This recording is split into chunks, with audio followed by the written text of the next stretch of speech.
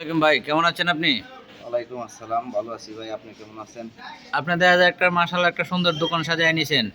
জি, জি ভাই। কেমন চলতেছে ব্যবসা? আলহামদুলিল্লাহ ভাই। কেমন চলবে? এখন তো বর্তমানের অবস্থা ভালো না।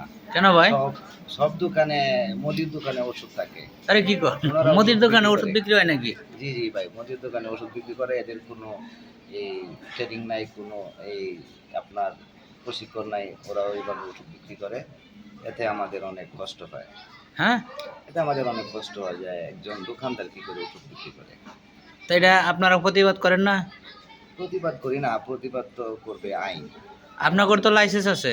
জি, জি আমাদের লাইসেন্স আছে। তাদের তো কোনো লাইসেন্স নাই। মুদির দোকানে আবার ওষুধ বিক্রি করে। এটা আমার একটু বলবেন ভাই?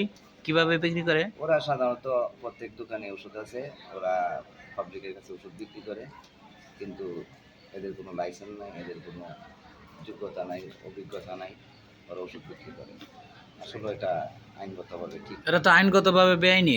জি, জি এটা আপনারা তো ওষুধ আছে, ফার্মেসি আছে, লাইসেন্স আছে। তাদের তো কোনো কিছুই নাই। তা তারা বিক্রি করে কিভাবে? আপনারা কোনো প্রতিবাদ করেন না? না, আমরা প্রতিবাদ করে কি হবে?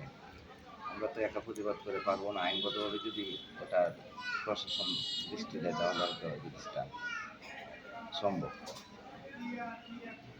আচ্ছা ভাই, বলেন। আপনারা তো অনেক রোগী আপনাদের কাছে আসে, ঠিক না?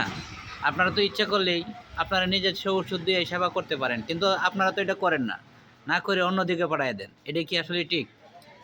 না, এটা ঠিক না। আমাদের উচিত হচ্ছে একজন ডাক্তার সেটা জনসেবক। তার উচিত হচ্ছে যে একটা রোগী আসলে তাকে নির্ণয় করা, রোগ নির্ণয় করা। রোগ নির্ণয় করার পর সে চিকিৎসা দিবে। চিকিৎসা যদি তার সফল না আসে তখন তার উচিত একটা ভালো ডাক্তারের কাছে তাকে রেফার করা। যে সে কিন্তু সঠিক। আপনারা তো পাঠান না, আপনারা ব্যক্তিগত আপনাদের নিজস্ব ডাক্তারের কাছে পাঠিয়ে দেন। এটা ঠিক নয়। আমরা পাঠাই, অনেকেই পাঠাই, কিন্তু আসলে এটা ঠিক না। কারণ আমার মতে যার যে সমস্যা, এই সমস্যা অনুযায়ী যিনি ভালো ডাক্তার তার কাছে রেফার করা আমাদের উচিত। কারণ ডাক্তার হিসেবে আমার কর্তব্য যে আমি তাকে একটা নির্দিষ্ট গাইডলাইন দেওয়া যায় যেন সে উপকৃত হয়। এটা হচ্ছে আমাদের ডাক্তার হিসেবে আমাদের কর্তব্য। কিন্তু অনেক সময় আপনারা ডাক্তাররা তো অনেক টাকা ভিজিট ধরে বসে দেন, অনেক সময় আমরা দিতেও পারি না, তবুও আপনারা ছাড়েন না। এটা কি ঠিক? ওটা ঠিক না, ভিজিট ধরার আসলে ঠিক না। যতটুকু নেওয়া প্রয়োজন ততটুকু নেওয়া উচিত। এটা অনেকে হয়তো তার ব্যক্তিগত ব্যাপার অনেকে অনেকভাবে দেখে, কিন্তু একজন চিকিৎসক হিসাবে তার অতিরিক্ত কিছু করা ঠিক না আমি মনে করি। ভাই আমি আরেকটা কথা বলতে পারবো? বলেন।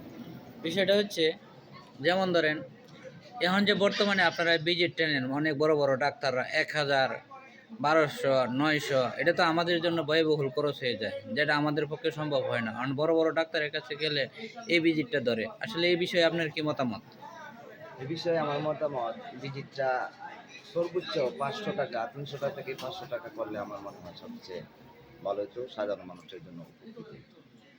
অনেক অনেক লোক আছে দেখেন 1200, 1000 টাকা ভিজিট। তাদের জন্য কি আপনার মতামতটা কি বলবেন?